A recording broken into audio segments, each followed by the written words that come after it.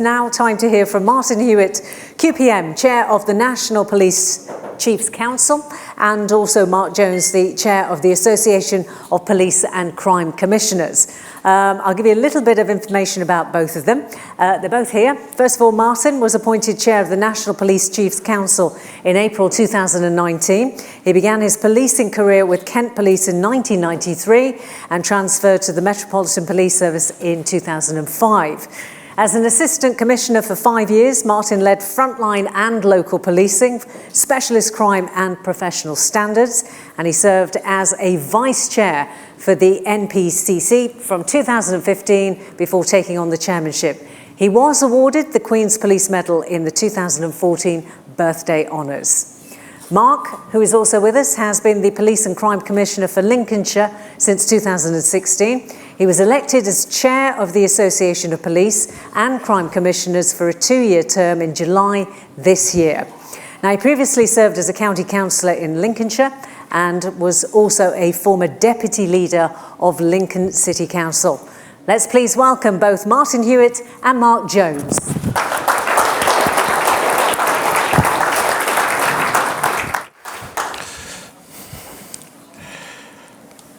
Good afternoon, everybody. And firstly, I just want to thank you all for being here in a physical environment. It's absolutely brilliant to actually get out of the house and see people. And certainly over the last 24 hours, it's becoming normal again to actually spend time with human beings, and it's a really nice feeling. So I hope everybody sort of goes away feeling a little bit uplifted just from that experience.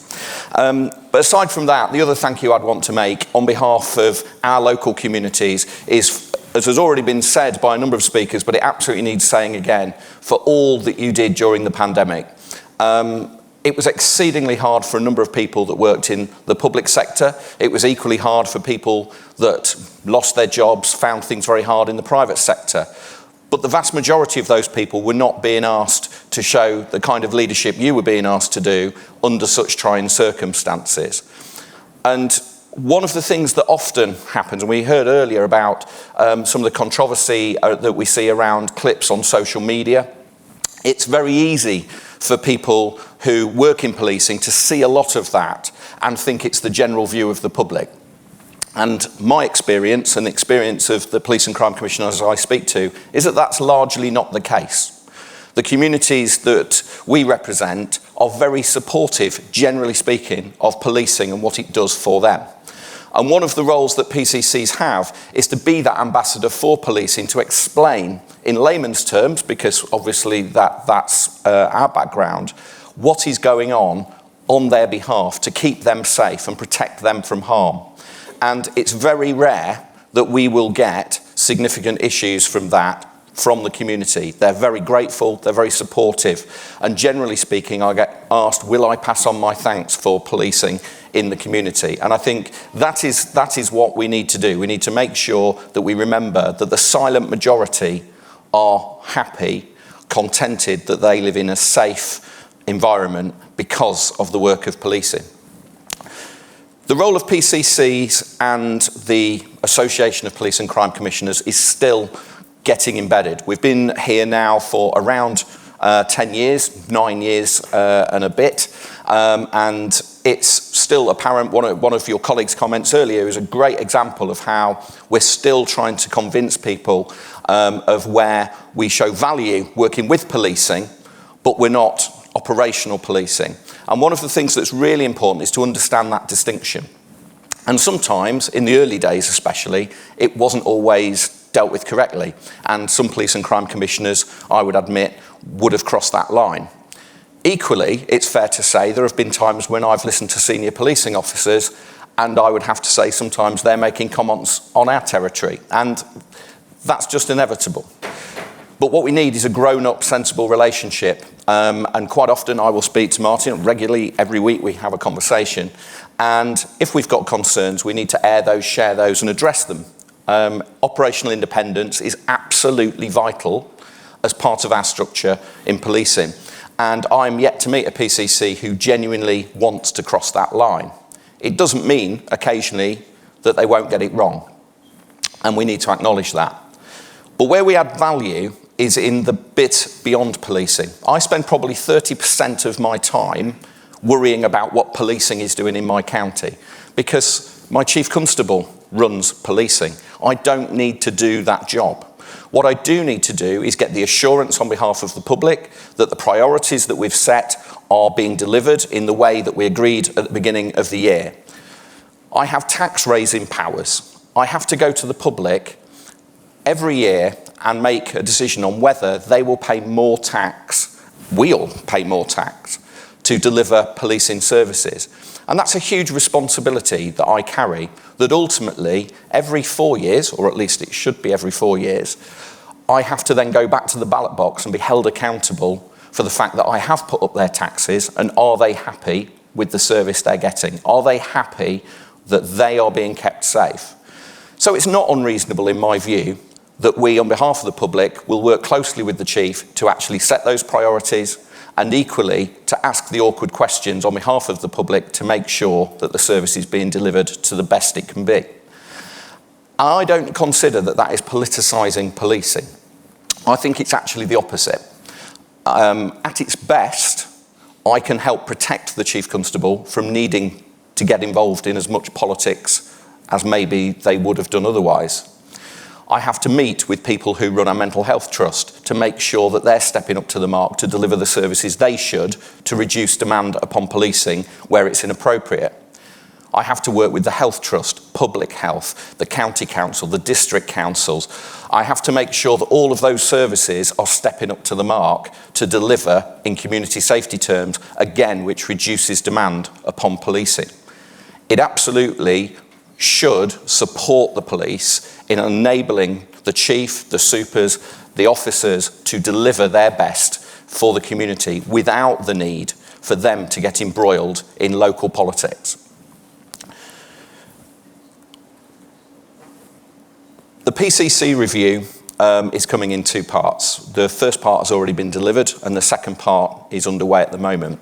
And this is looking at the powers and responsibilities that police and crime commissioners have had. Have we used them wisely? Is there more that we should be doing? Should we be doing less of something? But the review now is concentrating on very much more the partnership space, and growing on what I've just said about partnerships, it's making sure that our strength as partners across criminal justice is there and is working. Issues such as youth justice, prevention, diversion are all things that police and crime commissioners want to be doing more of to help, again, change societal issues that blight our communities and ultimately lead to a greater burden upon policing. And these are things that we hope will come through in the PCC review. My priorities as the chair of the APCC, to start with, have been quite straightforward. I want us to be seen as the home of policing governance, not just the home of police and crime commissioners.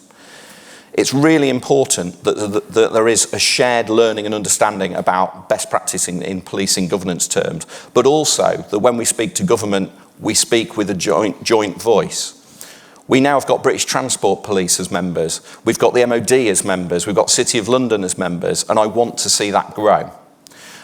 It's really important that it's not seen as just a political animal. And actually the role of the lead PCC for the association is actually elected by everybody across the organisation. So I represent today Labour colleagues, Plaid Cymru and Conservative. And if there were independents, but there aren't currently, I would represent them here today too. It's not party political being the chair of the APCC, but it absolutely is political when we have those discussions with government to say, actually, as we did last week when I met with Paul and Dan, we've heard some really important issues we need to resolve. And I won't go back over some of the issues that you've heard today about pay and pensions, although they absolutely will be part of our conversations to government. But one of the things that really hit home to me that was raised by your association was about insurance. When you're under investigation for something, it often will then come to the PCC to say, are you prepared to then cover this insurance? The system is not robust enough in my view. It must be a more standardised system that helps protect police officers that are going about their duties. It's not right to put police and crime commissioners on the spot in that way to say, you need to make a decision right now, before this case has even been heard, before we know all the facts, are you going to cover this? Are you going to support these police officers? And that's something that I want to take away and make sure that we have a robust national approach to. PCCs should be at their best a strong advocate for our communities, but they're also a strong advocate for policing to our communities. And often the public will ask questions which are perfectly reasonable to ask. Why don't we see more police officers in our streets? Why don't we see more police dog units, more rural crime teams, whatever it happens to be? And these are all operational decisions that the Chief Constable and ultimately the teams that you all fill will ultimately make. But we're the public face often of answering those questions. And that should be supportive. We're there to support policing in explaining that we can't do everything that we want to do. We have to prioritise. We want to protect our communities, but that does not always mean it's possible to deliver everything that we want to. And partly that's part of the justification, obviously, when we go back on an annual basis about council tax. And the approach I've always taken is that I sit with the chief, we work out what the operational priorities are going to be, he will tell me what he thinks they are, and then we structure that in a way that I can present it to the public as a case for putting up the council tax. It should be a partnership. It should be challenging, but it shouldn't be adversarial. And that is the way we should go about it. The relationship that we have with staff associations is vital. I meet regularly with my local police federation, my local supers association and Unison, and that's really important to hear what's actually happening. It's all too easy when we sit in the strategic meeting with senior policing leaders and they tell me how great everything's going. But when I can say, well, actually, that's not necessarily the experience I heard about last week, can you just explain to me why that isn't what I'm hearing? It allows us to reach in and genuinely champion some of the problems that you and other ranks are raising. And that's an important role we play. It's about representing our communities. And interestingly, all of you as members are members of our community. We represent you too. And we shouldn't forget that. It's not us against the police. You've got two absolutely wonderful, brilliant, tenacious advocates who never miss an opportunity to raise, as we've seen today, the difficult challenges that your ranks face. We know from the conversations we've had and what we've heard today that, again, numbers are hard-pressed in the superintending ranks. And again, that's a conversation that we want to be part of. But equally, as I say, it's not for me to dictate. It is for me to say to the chief, can you assure me that we've got the resilience? Can you assure me that the officers we're asking to make critical decisions, often when they're on call after doing a full shift, are well rested, have got the support they need? What about their well-being? Are we comfortable that we're getting that right? It's not for me to decide what the ultimate decision should be about how we deliver those things. But it's absolutely right that on your behalf and on behalf of my community, I'm raising those questions. Because if we weren't here doing that, who would be? We need to be able to assure the public that the system works, that if they're arrested, they will be treated appropriately. Equally, if they need the police, that the police, where humanly possible, will turn up with an appropriate response. And that is the role of the PCC. So in summary, all I would say is that my intention in coming weeks is to have those conversations, as raised by Paul and Dan, in support of you, to make sure that we're getting some of those things right, that we're making changes that ultimately will lead to better outcomes for our communities and equally protect the officers that are in this room. We want to see more people go through Strategic Command course. We need more senior officers coming through. And we had a discussion earlier about that. But one of the things that's a real challenge for us is the fact that we have the contract system for senior leaders. So if you've got 7 years left before you retire and I can only give you a 5-year contract, that's clearly going to be a challenging decision for you to make. So there's things on that we want to change. We want to make the conditions work for policing. It's not always the case that PCCs have to take an opposing view. We are there to support, we're there to challenge, but we're absolutely not there to politicise. And that's all I would want to say. Thank you very much.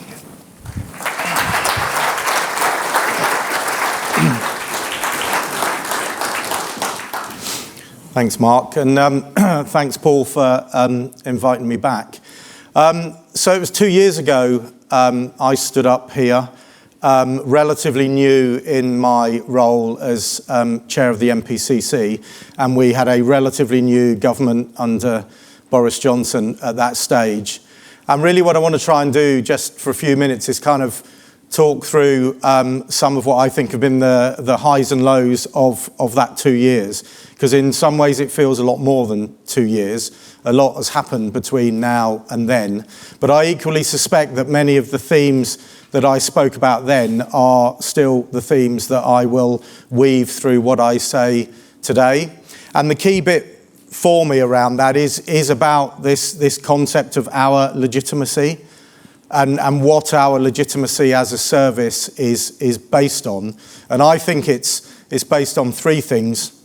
It's based on whether the public trust that in doing what we do and the impact we have on their lives, we will treat them fairly. I think it's based on whether the public believe that we are actually going to be effective in doing what we're supposed to do, which is to keep them safe and protect them. And that has constant and is constantly changing. And then it is also based on our independence and our being seen to be independent in making the decisions that we make in all the ways that we impact on people's lives. And those themes, I think, will kind of feature through everything that I talk about. We got to talk about COVID. It has been and is still an extraordinary 18 months or so on behalf of the service. When I stood here last time, nobody had even heard of this. It was starting to emerge over in China, and then gradually we watched it come through. And I think the way the service has responded to COVID has been absolutely exceptional. We started through our structure of leads, where it was being led by our civil contingencies lead, and it became fairly apparent as we got to the tail end of February that wasn't going to be enough, and this was going to be so much bigger than simply about civil contingencies. So I took the decision to take on the gold role for COVID response. And of course, NPCC is UK.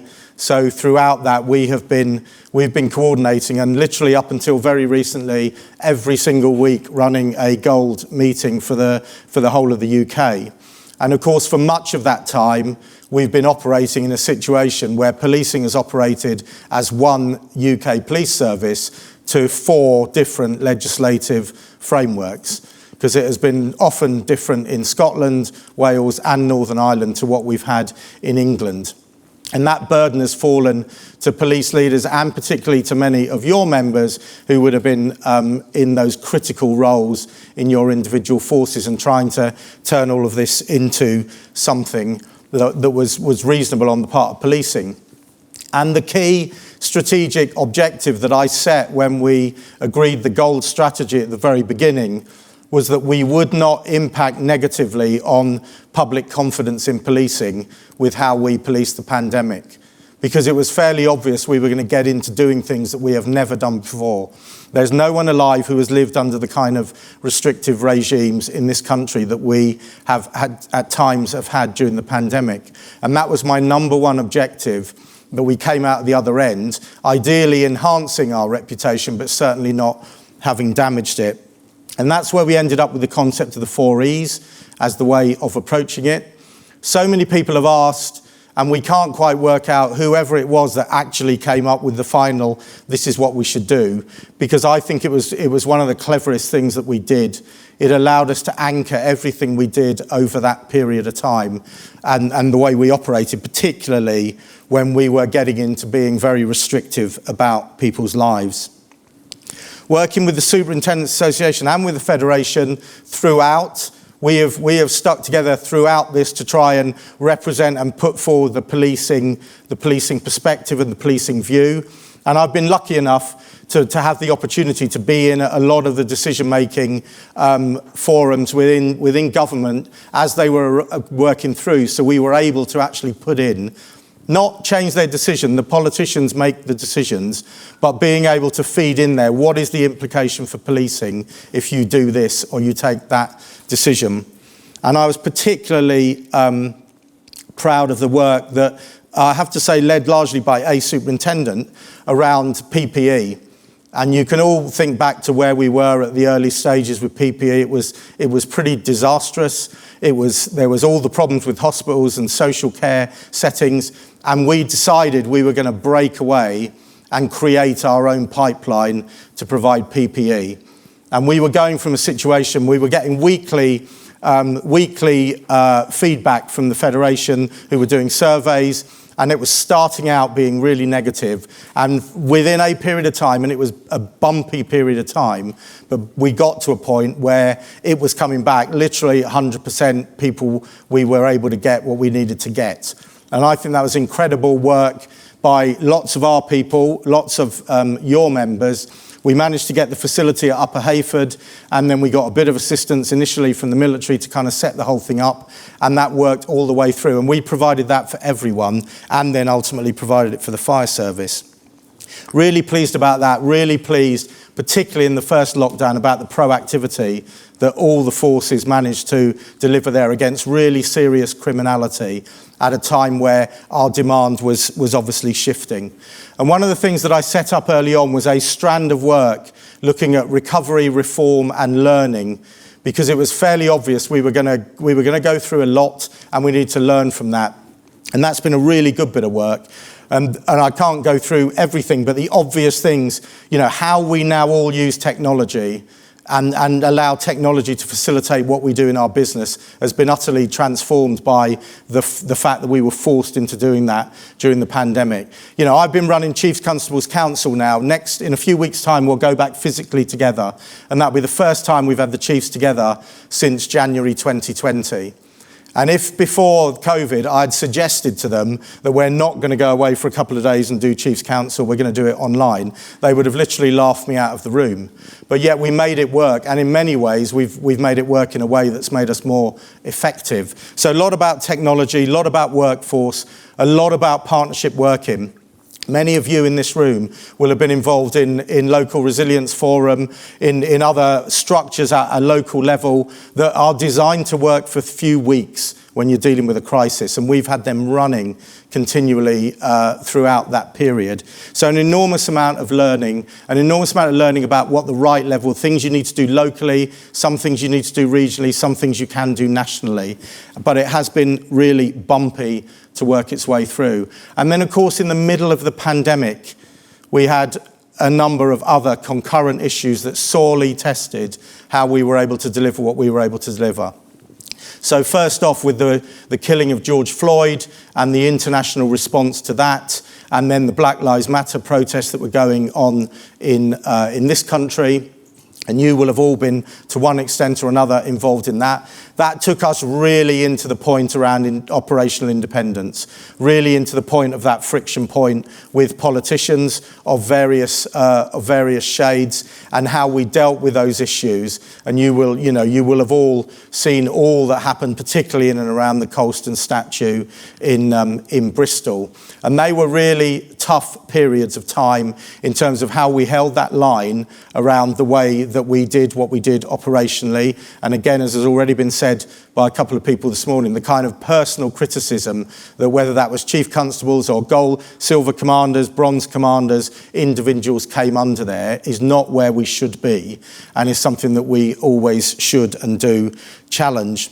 But out of that came the race and inclusion work that I know you heard about this morning from Amanda Pearson, which I think is a really important bit of work. Back to my point about legitimacy, do all communities trust we will treat them fairly? And that's a really important bit of work that Amanda is leading on our behalf.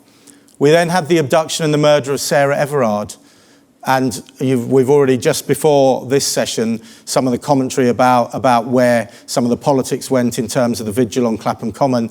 But for me, as importantly, if not more importantly, was what that incident unleashed in terms of the perception coming back from women and girls, and importantly in our organisation, about the way the world was from their viewpoint, what they felt about their safety. And I don't just mean in a physical sense, their safety is to be who they are in their workplaces, in their private lives, in public spaces. So there's a big bit of work that we're doing around violence against women and girls. We'll be bringing that again to Chiefs Council in a couple of weeks' time, and we've now appointed a national coordinator to drive our strategy, which sits across a whole range of NPCC different pieces of work.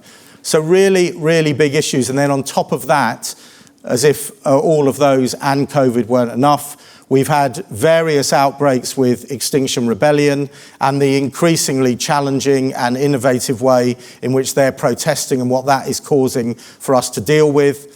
We've delivered on G7, which was a mammoth undertaking in a very difficult place to deliver an international security operation.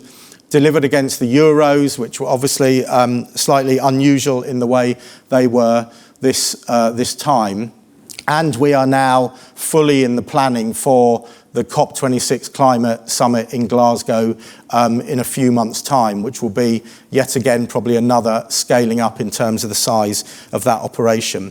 So it's been operationally really busy, and I haven't even spoken about all the various crime issues and other challenges that you are all very familiar with, and I could have added to that list. So what's the political backdrop been against all of that? And my daily job really is trying to walk that line in terms of that link directly on behalf of the Chiefs into politics at the various levels. But I spoke 2 years ago about this new government and the fact the new government wanted to get close to policing, wanted to put crime high on their priority list. And that has been where we have been for the last 2 years. There is a range of apparatus at a government level now that did not exist when I spoke to you last time. There's a Crime and Justice Task Force meeting that's chaired by the Prime Minister, which is about holding other government departments to account in terms of what they're doing to help the fight against crime. There's the National Policing Board that the Home Secretary chairs, which lays out their kind of strategic ambition around crime and policing. And then sitting under that, 3 sub-boards where really a lot of the work gets done. So there's the Police Uplift Programme Board, which is looking at where the progress against the Uplift Programme, which, as you all know, continues now. You've then also got the Strategic Change and Investment Board, which seeks to sit across all of the funding streams and the big change programmes that are affecting policing, and is chaired by the Police Minister. And then particularly the Crime Policing Performance Board, which again is chaired by Kit Malthouse, the Policing Minister, which is looking at operational performance. So we've been having to link in and drive into all of those boards and all of that apparatus, and Paul and sometimes other superintendents represent at some of those. But whilst they are a challenge and in some senses can be a threat, they are also an opportunity. They are also an opportunity for us to influence, and we've been reconfiguring how we operate in NPCC to really try and make the most of that opportunity. You've got the Beating Crime Plan, which has been mentioned by both the Home Secretary and the Shadow Home Secretary. And much of that plan, if I'm honest, is stuff that is already happening and was already happening. There were a few new things in there. The Home Secretary particularly mentioned this issue about measurement around 101 calls, 999 calls. Well, we wait to see how that develops. I mean, what it actually says in the plan is that they will engage with the HMIC and start to look at how that might be done. But through the work that we're doing through our Performance Management Committee and the interaction that I have with the Police Minister, with the Home Secretary, with the shadow equivalents, is really pushing hard in about our perspective on performance measurement as a way of improving what we deliver to the public. public. We all understand precisely what the challenges are there and what the potential consequences are from adopting an approach like that. And we're pushing really continually to try and make sure that where we do go, because we need to understand how well we are doing, we need to be able to explain to the public how well we are doing at all the various things that we undertake. But getting that into league tables where we're playing off one organisation against another, to me, does not seem a sensible way when you're trying to balance across the range of things that we need to do. We've also had the PCC elections that's changed the political landscape again. Marc now the chair, but the elections that took place in May, which were delayed a year, we ended up with over 50% of the PCCs changing. So that is a very significant change to that layer of political governance. And also the mix in terms of the party political mix changed considerably. Prior to the election, there was a small number of independents and there was reasonable parity between the red and the blue groups. And now, in the situation now, you've got the one Plaid Cymru PCC, the remainder are red and blue with a dominant blue group. So it'll be interesting from my perspective to see how that plays through. But we work within NPCC and I work very closely with Marc to try and make sure that where we can and where it's appropriate, we are presenting a strong sector view into government, and where it's appropriate, we will disagree or take a different perspective. But I think, as Marc sort of alluded to, the way we all operate in a political environment, whether we like it or not, we are all operating in a political environment. And for me, the issue is when you have the different roles, it's genuinely, and I mean to a level of sophistication, understanding the accountabilities, the responsibilities, the authority of those other roles and respecting them. And that works from us to the PCCs, but it equally works from the PCCs back, and likewise with government. And I think, generally speaking, everyone gets that and everyone wants to operate in that way. But as with everything in life, when it all gets a bit tense and things are heightened, that's when you start getting some of the behaviours that we've seen and challenged. And what's really important also to just say about that backdrop, and the government describe themselves as a government that is leaning in, is the way they describe it. And I can say definitely that is how it feels. But what it also means is there's a lot of activity.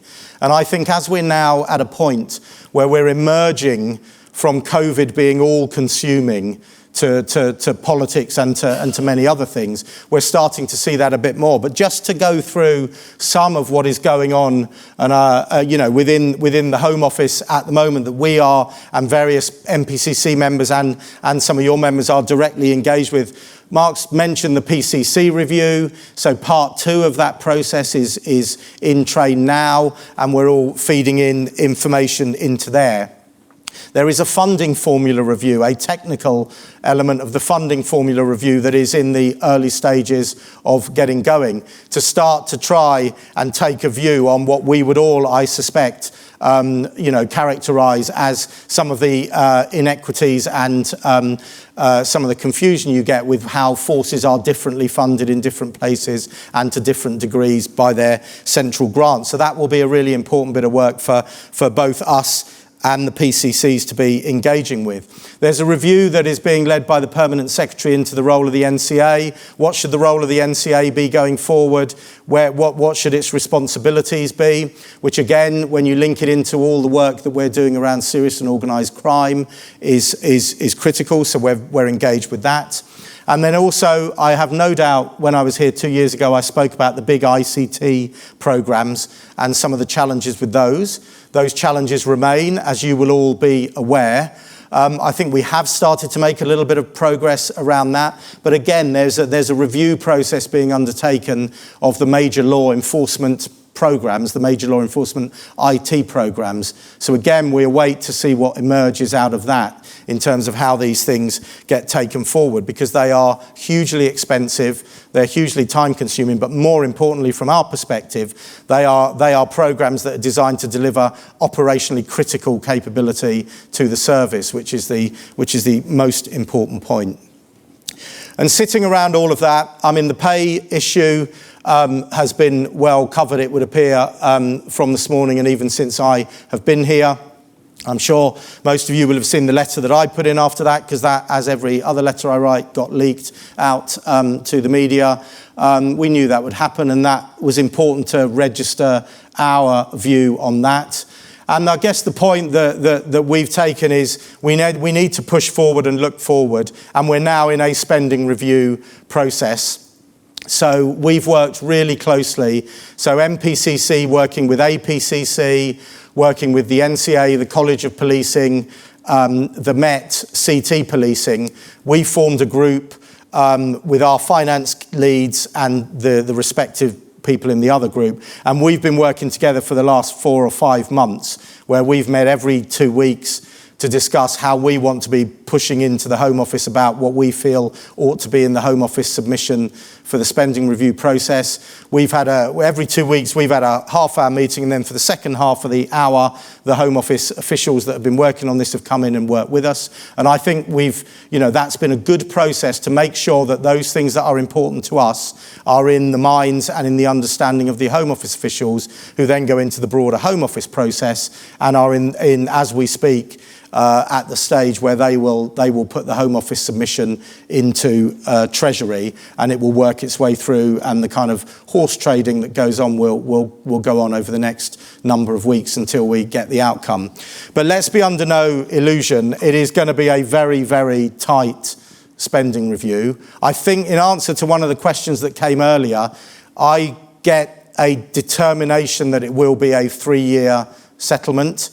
The last 2 years we've thought that, but then it obviously has turned into a 1 year at the last minute. But I do genuinely think that this will be a 3-year settlement for a range of reasons.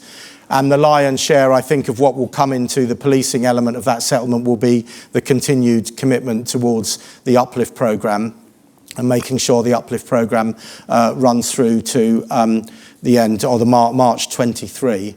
And there's, I could spend the whole afternoon talking just about all of the issues in relation to that. But whilst, of course, we would all say all that is doing is replacing those that we lost during that period of austerity, and that is a simple fact. We have to welcome the fact that they are coming, and we are getting those people in, and we've got to do everything we can do to make the most of it, and make sure. And I can certainly say that at the Police Uplift programme, at various fora that I go to, I can assure you that Paul is vociferous in constantly and literally every time, quite rightly, pushing the point about superintendent numbers in amongst the range of all the other things that are going on with Uplift programme, and I'm very conscious of that. So SR will be absolutely critical for how we are settled for the coming 3 years. And then just really lastly, just very quickly to talk about NPCC. I talked a little bit about development around that. When I was stood here 2 years ago, so I'd come out of frontline policing job in the Met, which had about 20,000 officers at that stage. And then I went round the corner to Victoria Street, and I had 11 people working with me to try and do the NPCC job. And it was quite clear to me that it wasn't really enough if we were going to genuinely do what I think NPCC should be doing, which is it should be doing what we can do to achieve coordination among forces. We're not going to change the force structure in my working policing lifetime, so that's where we are. We've got to make it work as well as we can. So the coordination, whether that's hard coordination, like things like G7, like things as COVID, being gold for COVID and using NPOC's capabilities to do that, or whether it's the soft coordination to get us into a place where we're doing that. The collaboration working better to the benefit of the public, to the benefit of the service amongst forces, and then doing some of the communicating that we need to do.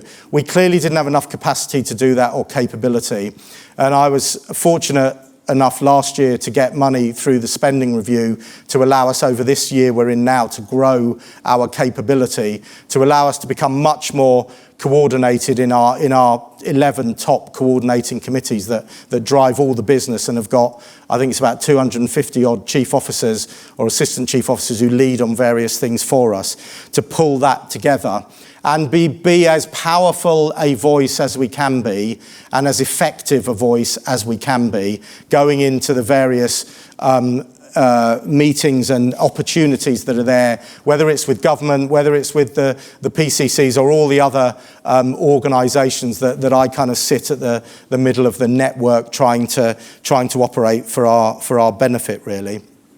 And what I'm doing at the moment there is we're doing a bit of a recalibration, I think, of our relationship with the Home Office. When I came into this job, and it was started really by Sajid Javid when he was Home Secretary, he started to push wanting to get a closer relationship with policing. And you may recall that. When the new government new administration under Boris Johnson came in, that got pushed forward and under the current Home Secretary.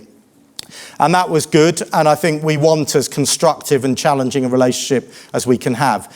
Necessarily through COVID, it has got really, really closer as a relationship. It's been very hard to kind of maintain that line and that balance between being, working really closely with them and at the same time keeping that independence and being able to step back and know where to draw the line. But at an official level, officials in the Home Office and our people, particularly working within Optala, have been almost joined together as teams throughout the period. So we're now emerging out of the pandemic, and we need to recalibrate that relationship.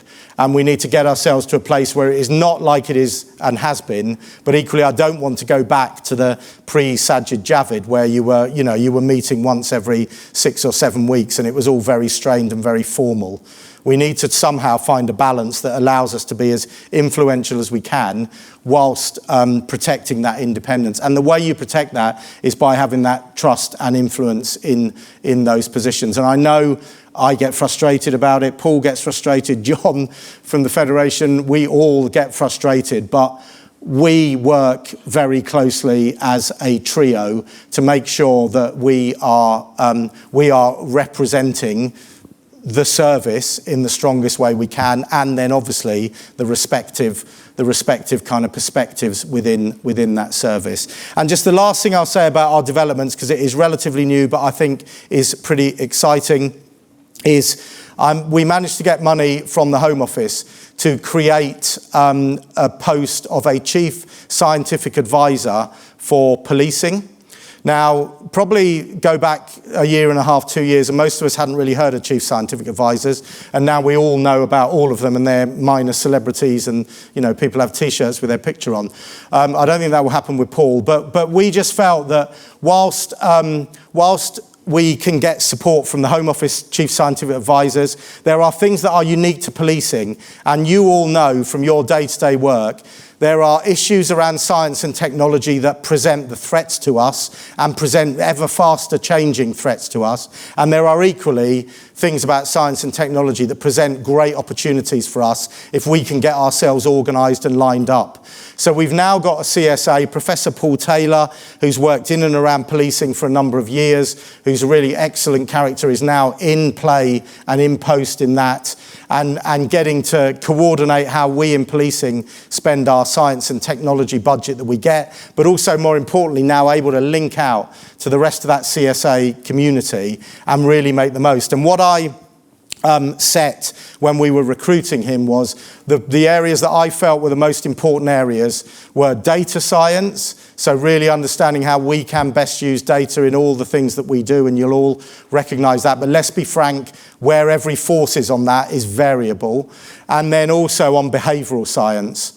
because the reality is a lot of the challenges that we have faced over the last 2 years are around human behaviour, whether it's the public's, the criminals, ours, whatever. So those were the kind of primaries. But what he's creating now, and we've just recruited a couple of weeks ago a chair, because every one of the CSAs has a scientific advisory council where they get about 10 or 11 top scientists from a range of different disciplines, and they bring them together to kind of challenge and help us. So I think that gives us some really good opportunities to kind of feed into the opportunities that science and technology will offer. And we have a government that is really keen on driving science and technology in this country. So that's the kind of latest addition to where we are with NPCC. So I'll stop there and open up for questions. It has been, I know that was a real canter through, but it has been an extraordinary couple of years. And in many senses, the role I've ended up fulfilling is not the role that I thought I would have been fulfilling when I stood in front of you 2 years ago. We've ended up doing things that none of us would have anticipated that we would have been doing. But I am immensely proud of where the service has taken itself and found itself at the end of this, the credibility we've got, with the public most importantly, but I have to say within all the levels of political governance as well. But all of us operate in political environments all the time, and I would advocate, and we did a session with the superintendents a little while ago to talk about some of this. We all need to be thinking all the time, how do I get the learning, how do I get the skills to strike that balance between, on the one hand, making sure that I'm in a position where I can influence political governance, I can drive agendas, I can move the direction on, but at the same time we are protecting our independence, which you all understand, and I think you only have to go and look elsewhere in the world and realise how precious that is to us. And I'm pretty sure I would have said that when I spoke 2 years ago, and I believe it even more now that I understand it even more. And that's all of our jobs all the time, to make sure that we are properly, as professionals, engaging and retaining that independence, which is what retains our legitimacy, and that's why we are held in the esteem that we are. So thank you very much.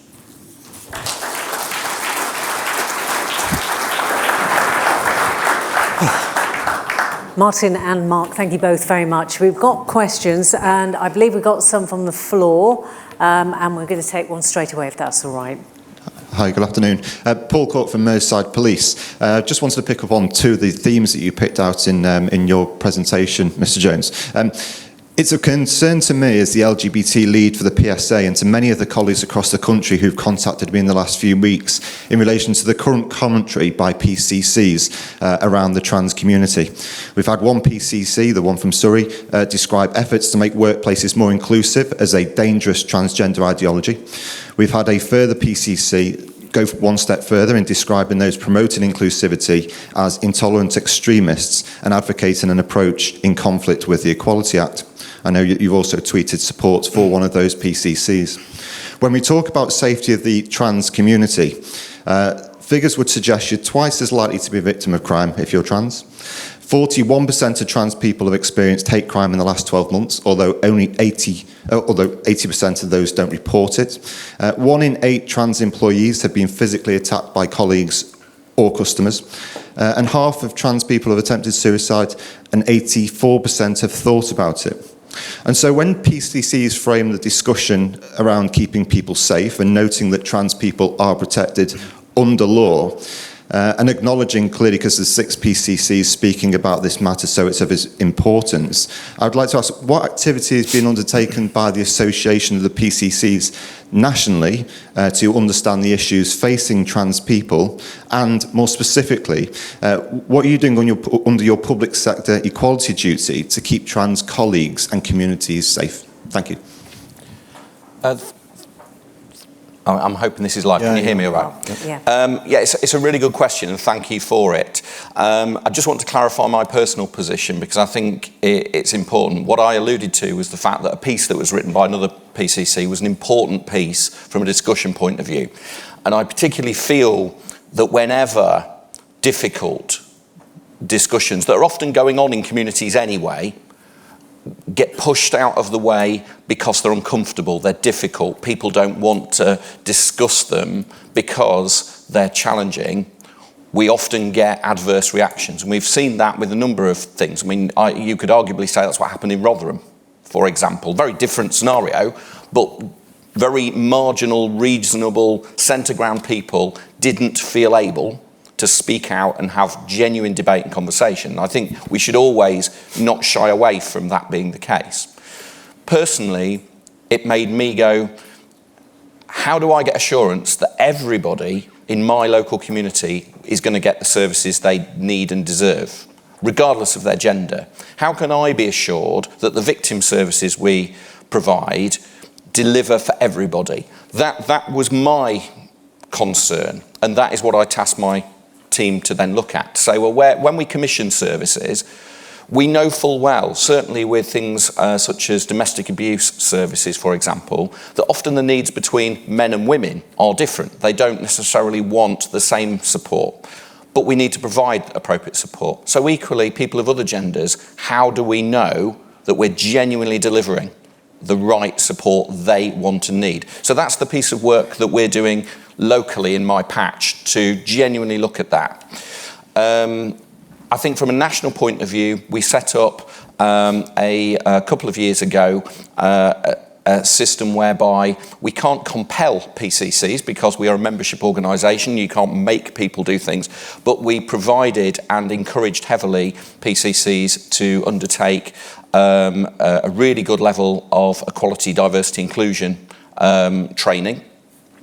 Something that I've been on and most of the previous cohort, but we haven't had chance yet to put one on for the new ones.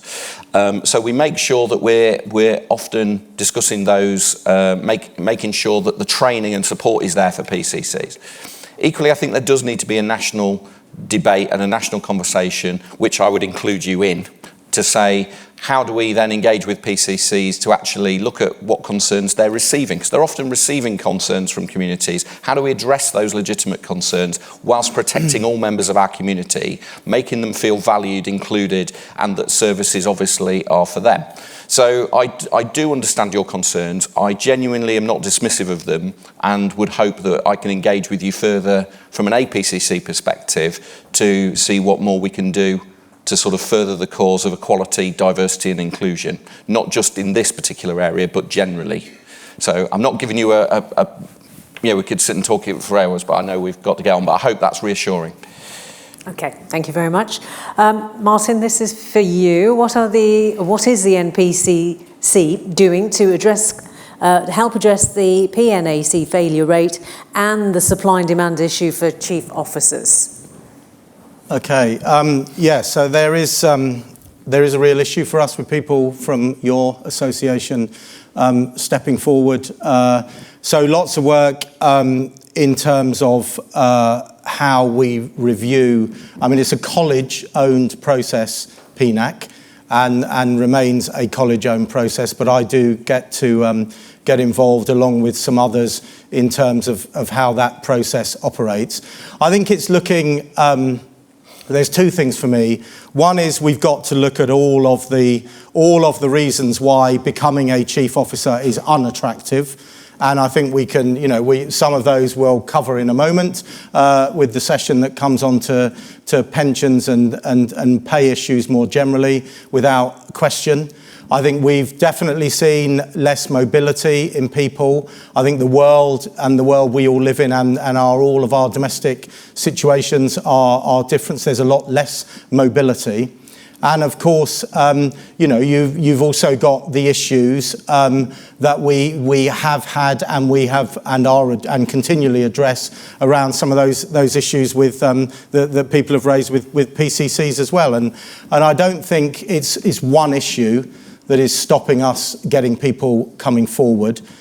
It feeds in again, though, I know I wasn't here for the early part this morning, but the conversations that have been going on about that kind of interference, what happens in the media. You know, I think it's fair to say that all public positions, and once you know, in your positions already, but certainly you get into being chief officers, that can lead to some quite personal and very public vilification of people, which I think has to have an impact as well. So there is a range, there's a lot going on there, and then it's also about working with the association as well, and it's about building up that pipeline of people prepared to come through. It shouldn't be a kind of decision that people wake up one day and think, oh, I'm going to go to PNAC. Well, this should be something that people are building towards.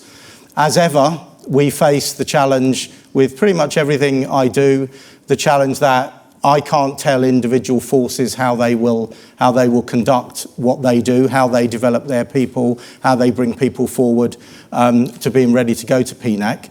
So it's really about trying to work through that as much as we can. This is an issue we've raised several times at Chiefs Council, and we raised with the College of Policing as well. And as I think you had both Nick Herbert and Andy Marsh here this morning, so it'll be interesting again now that the regime will kind of certainly go through some transformation in the college where we go with it. I still think PNAC is an adequate process, but I just think we've got to constantly challenge ourselves that we're not just carrying on and doing what we've always done, which sometimes can get pushed back against within the service. Okay, and also we await the results of that review, which we're being told is going to happen quite quickly. Which one of you is accountable for delivering an increase in superintendent rank numbers across the country? Well, I would arguably say that's each individual chief constable across the country. But yeah, look, you know, again, we're back to, and this issue came up. So I sit and I represent the service, or the forces, should I say, on the Police Uplift Programme. You also have on the Uplift Programme the College of Policing, represented by their Chief Exec, and then you have the Home Office, represented by the Director General from the Home Office, who is the sort of the SRO for that programme. And this is an issue that gets raised repeatedly, but what we also do is we created a senior strategic advisory group, which Paul sits on, John from the Federation, we have the trade unions on there as well, so that we're having that sideline. And only last week we had the last one of those meetings. What the programme is now being able to deliver is really clear data on where we are in terms of all the additional ranks above constable. So there, you know, where are we with sergeants, inspectors, where are we with superintending ranks, and where has it gone with police staff as well? Because when we got the money for year one, the money was there not simply to cover the new constables, it was to bring all of those other things as well. And Marc led in, and this was exactly where we got to last week. The reality is employing people is a matter for each individual force. The Police Uplift Programme cannot require each individual force how they do what they do, and quite clearly the ratios of supervisors, inspectors, superintending ranks in any given force is a matter for the chief constable and for that force, and that's where those decisions are taken, and that's where that happens. So whilst we can influence, and I can influence, I can't require, and ultimately each force, and as you will all know in this room, each force is configured slightly differently. The roles that it has for individual ranks will be slightly different, particularly as you get up into superintending ranks. I think they can differ quite considerably in terms of the sort of responsibility and the roles that people undertake. But ultimately that is down to individual forces. But what I can say is my continual push and influence is we don't want any force where your ratios are not allowing you to do the work you need to do effectively and for it to be reasonable for people, which I guess is where the sort of question comes from. Yeah, I think so. Okay, we just got over a minute and a half, so it is a very quick question. I'm not sure the answer will be, but it's how will the NPCC support the Federation and the PSA position on the PRRB and speak to ensure that fair remuneration for all officers and staff within policing? Yeah, I mean, we will and have and do push into that. As I say, the letter that I wrote was very clear to the Home Secretary that it is not acceptable the way the PRRB has been run over the last number of years. I can't remember, Dan will know the exact figures, but out of the 10 years, how many times they've been directed. I understand, entirely understand where the situation is for government, but I think what was particularly unacceptable from our perspective this time was that we ended up being held to that freeze in a way that, it was really us and the teachers, I think. Almost every other sector, it didn't turn out to be the case for those sectors, and that is not an acceptable place for it to be. We need a PRRB to work. We need to work with it. We need to pressure the government to make sure that it is allowed to do the job that it is there to do and do it independently. And I think the words the PRRB themselves wrote this time were very clear about how they felt that. So I think we've just got to keep pushing. We, as I say, work very closely alongside the Federation and the superintendents to keep pressurising to get us to where we need to get to, and that's what we'll continue doing. Okay. 3 seconds, not bad. We're going to leave it there. So both of you, Marc and Marcin, thank you very much for joining us. Thank you.